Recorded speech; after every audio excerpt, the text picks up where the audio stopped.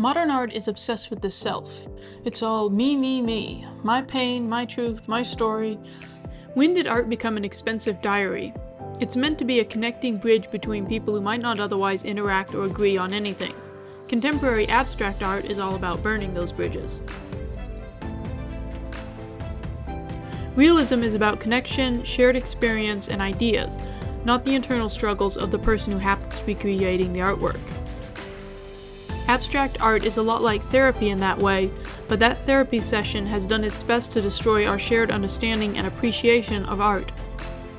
It can be valuable for that internal wrestling of feelings, but it's also limited to that. There's no connection there. It's all about your own personal world reflected in chaos. I want to talk about why realism still matters, and why the art world's dismissal of it isn't just wrong, it's elitist and disconnected.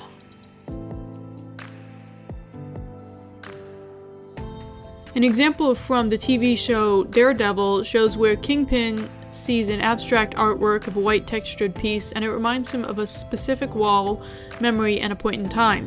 Why did this work for the show? Not because the piece meant anything or that he even understood what the artist was trying to say, but because it physically resembled a strong core memory of his.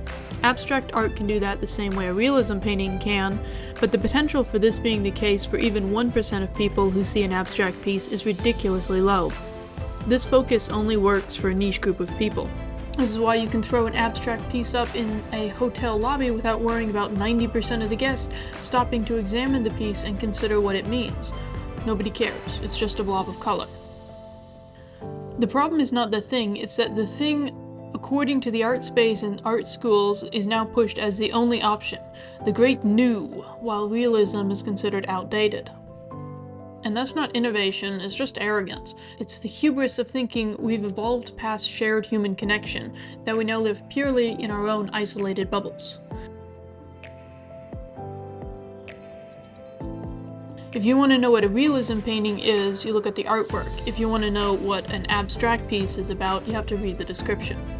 For how much reading is involved in understanding abstract art, realism is the art of storytelling. It's about connection.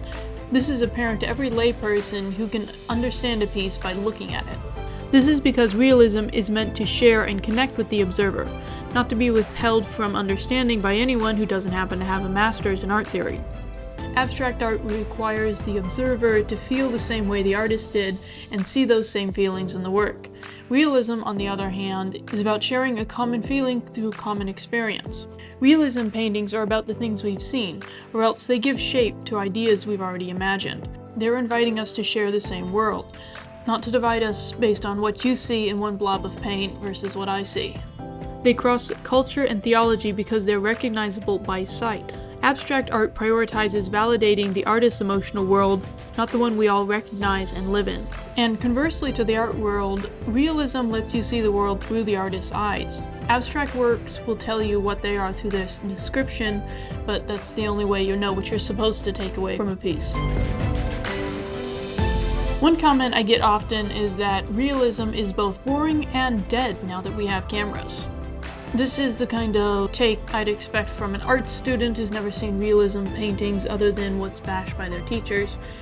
But if realism is obsolete thanks to the advancement of photography, then abstract art became obsolete the first time someone gave crayons and finger paints to a toddler. Sculpting never lived for that matter, because it's just recreating the forms of things and people that already exist.